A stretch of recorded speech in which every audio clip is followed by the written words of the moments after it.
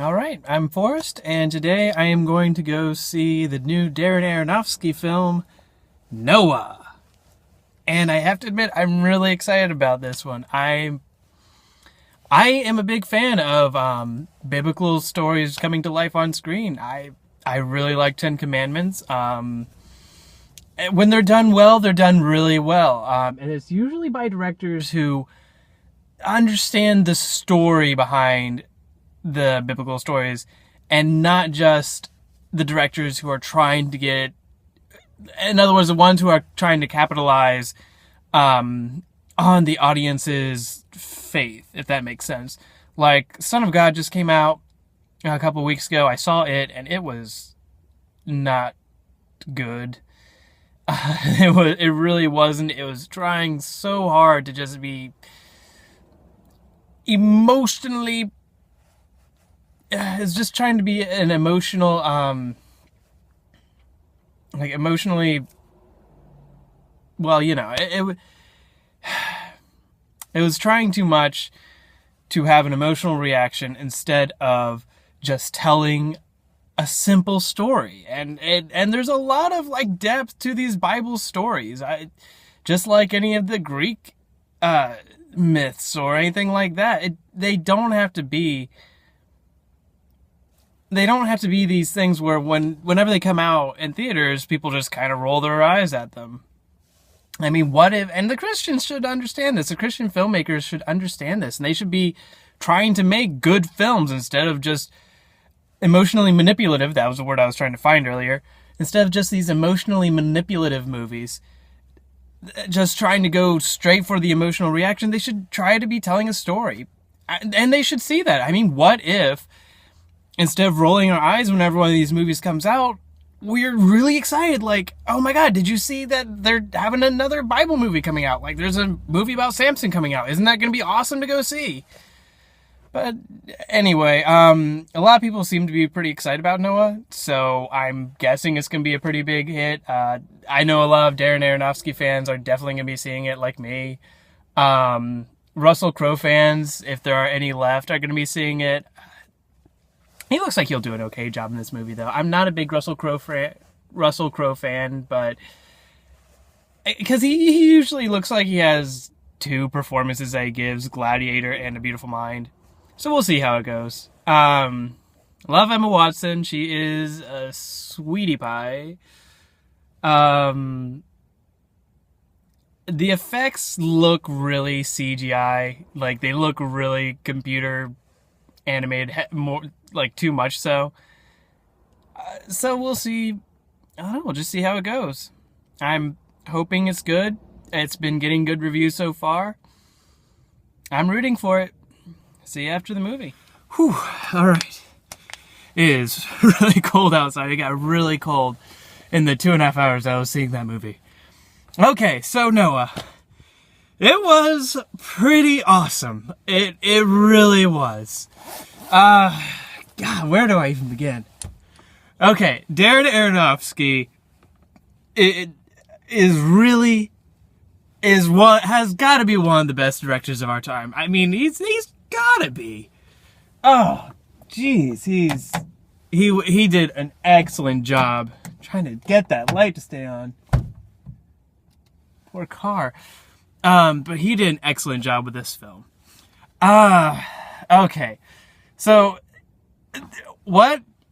for anyone who's going to see Noah, the thing you gotta keep in mind before you see the movie is that you have to keep an open mind.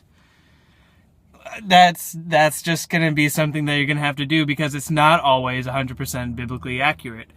And that's fine because the times when it's not biblically accurate in a way that enhances not only the story, but the underlying messages and themes behind the story. And that's really a really good distinction, a really good thing that it does. And there are plenty of times when it is not biblically accurate at all. And I don't want to give a lot away. That's one of the problems I'm having, is talking about this movie without giving a lot away. Okay, Darren Aronofsky tackles Noah very much in the same way any director might tackle a movie that's based off a fantasy novel or anything like that, or even Greek mythology, stuff like that. That's the way that he approaches Noah. And that's not to say that he approaches it in a way that disrespects the material.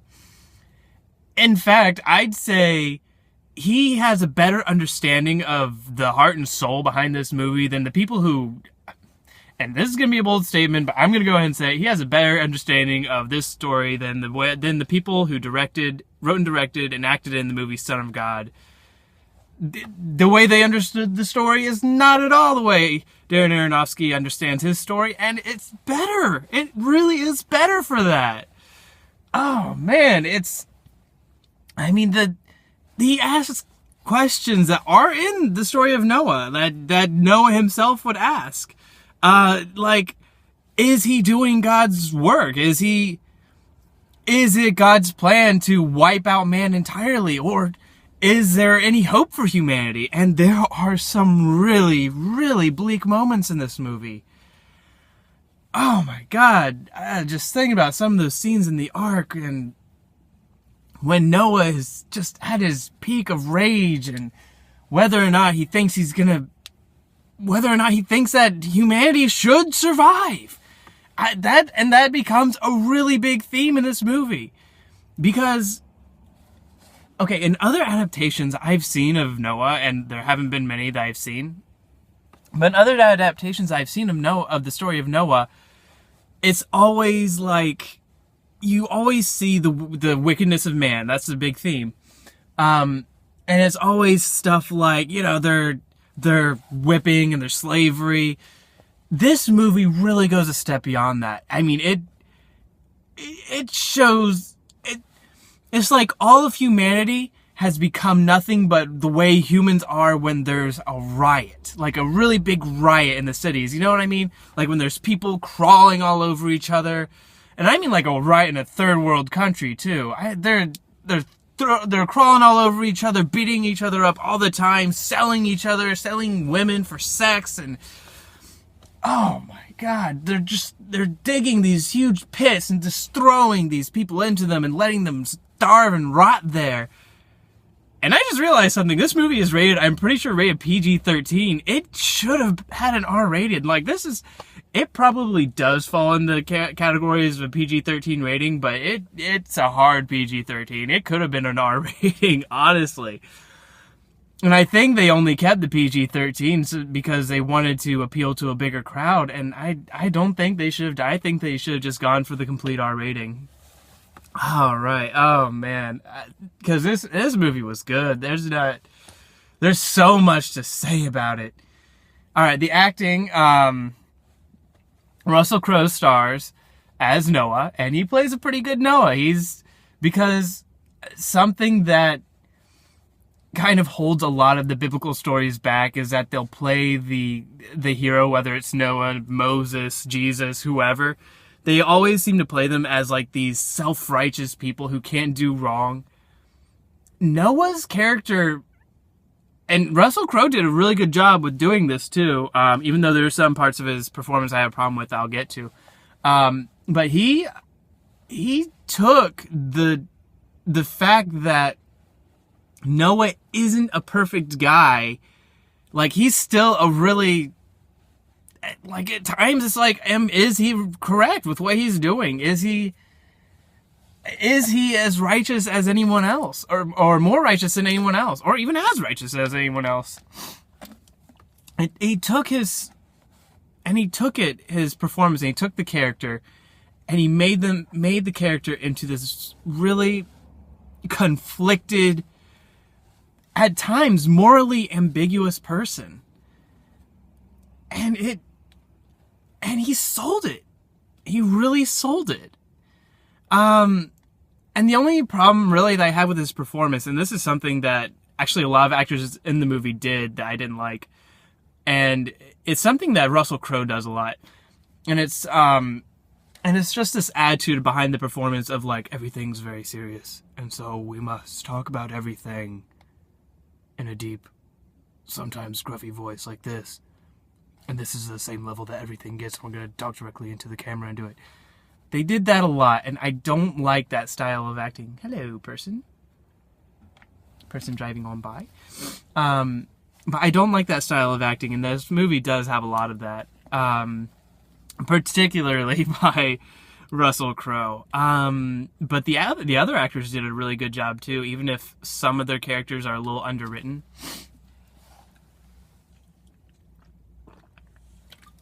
Oh, man. By the way, if you're going to see this movie, use the bathroom before you go in.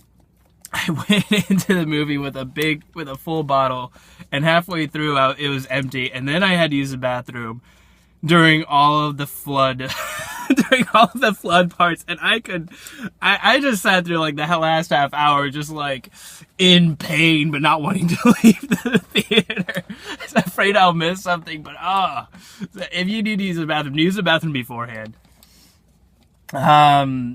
But yeah, all the other actors did a pretty good job, even though their characters were sometimes underwritten. Anthony Hopkins in this movie, he plays Methuselah, who's Noah's grandfather. And, he's Anthony Hopkins. He's going to give a good performance. Sometimes his character was a little on the hokey side. I do want to say that.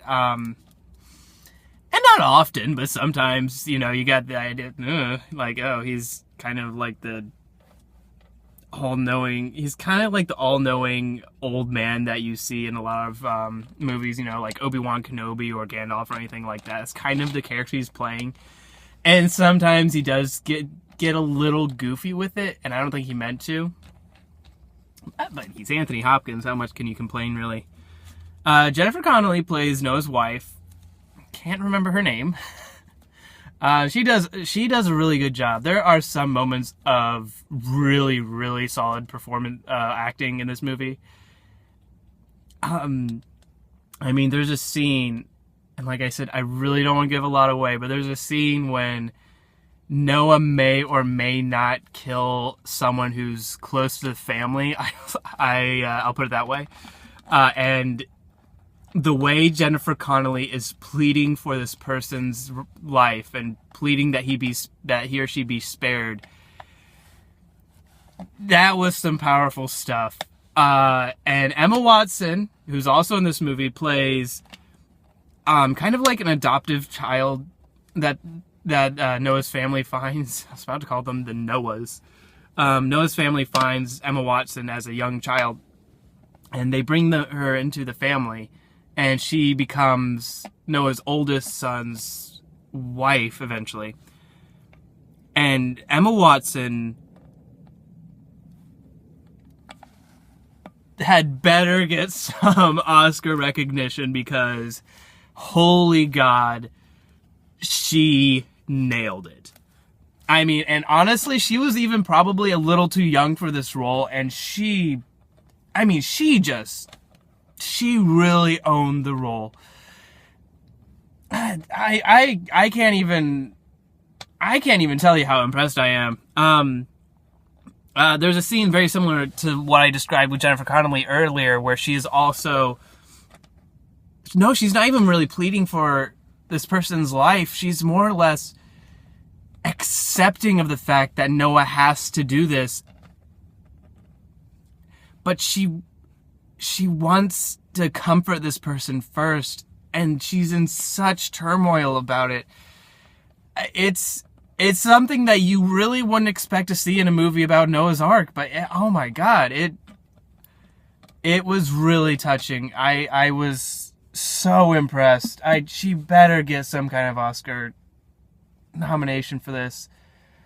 Overall, I don't know if Noah was like an Oscar-worthy film. It should get Best Picture, if a Best Picture nod, if there's nothing else too much better that comes out this year. But if it had to be between like this and the Lego Movie, I would hope that the Lego Movie would get the Oscar nod first. But this movie was still really good. I don't know if it would get a visual effects Oscar nod or not. there's some excellent visuals in this movie, and some of the visual effects are marvelous. Oh, looking at them and watching them play out in front of you, it can take your breath away at how good some of these effects are.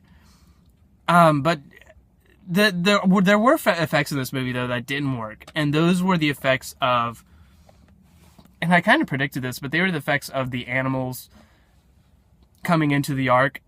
And Darren Aronofsky was very smart because he didn't show these effects very often. And actually, the animals, the CGI animals, don't take up much screen time because they're not very good. And you can't really help that. I mean, not every movie is going to be able to do what Life of Pi did with their CGI tiger.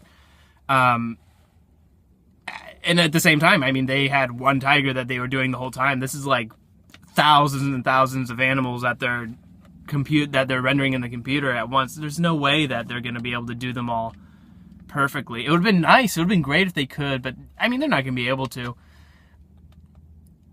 But those effects weren't very good, but the rest were really good. That seems to be like what a lot of this movie is like, when it doesn't really work, it's mediocre, it's fine, but when it really works, it really, really works so well. Oh my Jesus. Sorry, I need another drink. I am thirsty.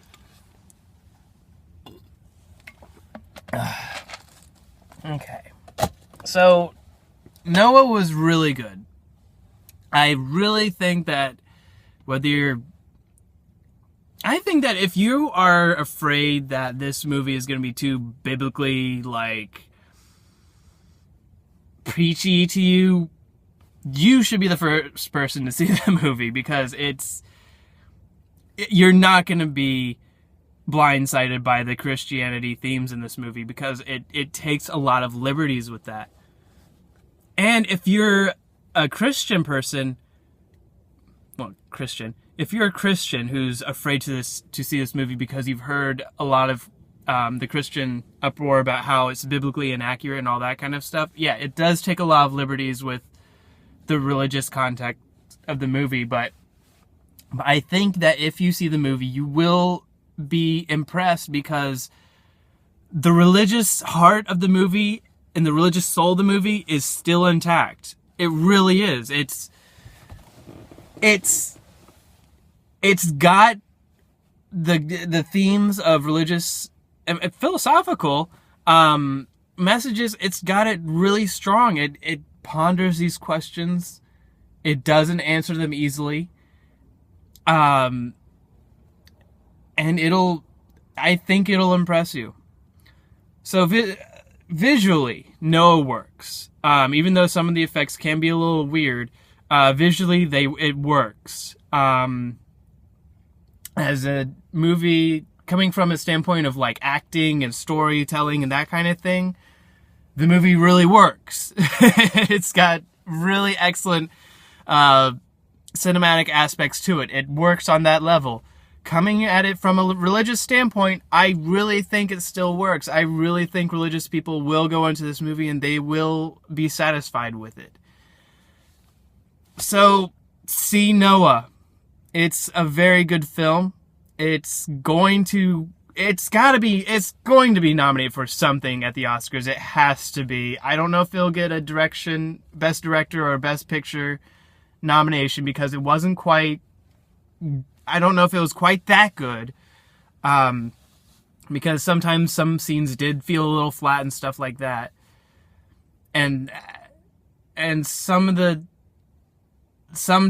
the stuff that doesn't work at all. And some stuff about it can be very off-putting. There are elements to it that are going to be controversial. But I still think it's going to be an important film. But one really quick thing I do want to say before I go, because I'm about to leave from my car and run up and see Sabotage, because it's starting at 10 and right now it's 9:59. So I'm just gonna miss some previews, whatever. But before the flood happens, there's a lot of really different stuff that you don't see anywhere else. This is where Darren Aronofsky really takes his artistic and creative license and takes some really big risks. Especially with the design of the world, of the earth in general. There's like, it's a lot of barren wasteland, and then there's like you can see the other solar systems and the stars and everything in the middle of the day, and it looks beautiful. And there's stuff like that goes on.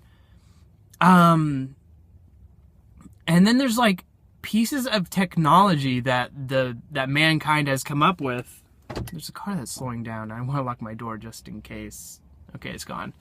But there are pieces of technology that crop up that people are going to be like, oh, well, why is that there at this time? Well, you got to remember that even according to biblical standpoints, everything that happens before the flood, it could be anything. I mean, there's so much that happens, and it all gets, as Noah says in the movie, the water is a symbol of everything being cleansed and separating pieces that work from pieces that don't work. So there are stuff that happens before the flood happens that's really off-putting, and you can tell that Darren Aronofsky really takes his creative license and lets it run. Again, I don't want to say a lot because I went in not knowing much except for what's in the trailers, and the trailers don't give you a whole lot of this stuff. But if you watch it, you will be off-put a little bit, but let it, accept it, allow it to go in with an open mind, allow it to happen, and don't get angry by it, because remember, he's taking artistic license, and at the end of the movie, I promise, at the end of the movie, the spirit of the story remains firmly intact, whether you're looking at it from a storytelling point of view, from a religious point of view, or whatever. It works by the end of the movie. It really does. So give Noah a chance. I think you will be very impressed. All right. So until next time, which will be soon because I'm about to run up and see Sabotage. So that will probably be my next episode. All right. Until then, guys.